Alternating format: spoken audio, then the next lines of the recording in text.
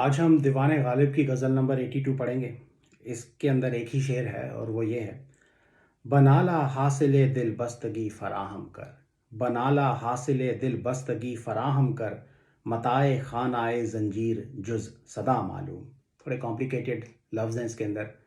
नाले का मतलब होता है कंप्लेंट या लेमेंटेशन। आप दुखी हैं तो किसी चीज़ की शिकायत कर रहे हैं या चीख पुकार मचा रहे हैं, उसको नाला करना बोलेंगे।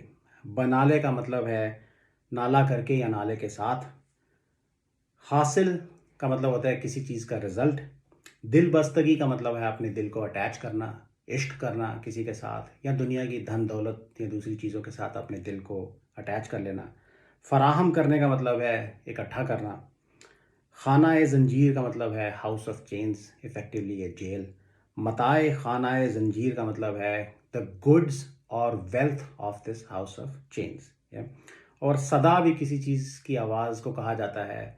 इस केस में दुख की आवाज़ या नाले करने की आवाज़ को सदा कहा जाएगा।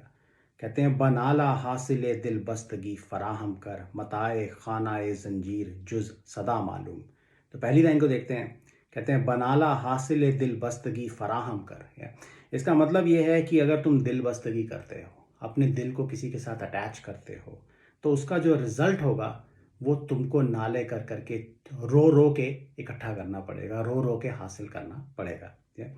और दूसरी लाइन में कहते हैं, मताए खानाए ज़ंजीर जुज़ सदा मालूम, कि इस जेल, इस खानाए ज़ंजीर के अंदर दुखी सदाओं, दुख की आवाज़ के अलावा और कोई चीज़ नहीं मिलती, ये बात हमको मालूम है।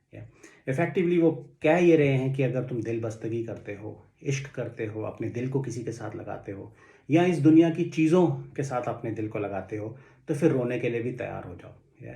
क्योंकि उसका रिज़ल्ट यही निकलेगा कि तुम अपनी सारी ज़िंदगी रोते हुए, नाले करते हुए, दुख की सदा करते हुए गुजारोगे।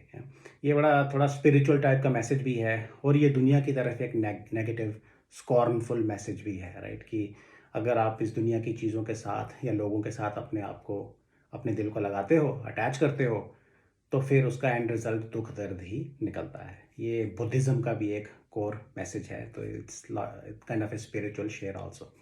तो ओवरऑल बात आपको समझ में आ गई होगी कि if you engage in attaching your heart to other people, to beautiful people, or to the things of this world, then the end result will be that you will spend the rest of your life complaining and weeping and suffering the grief of as a result of that attachment.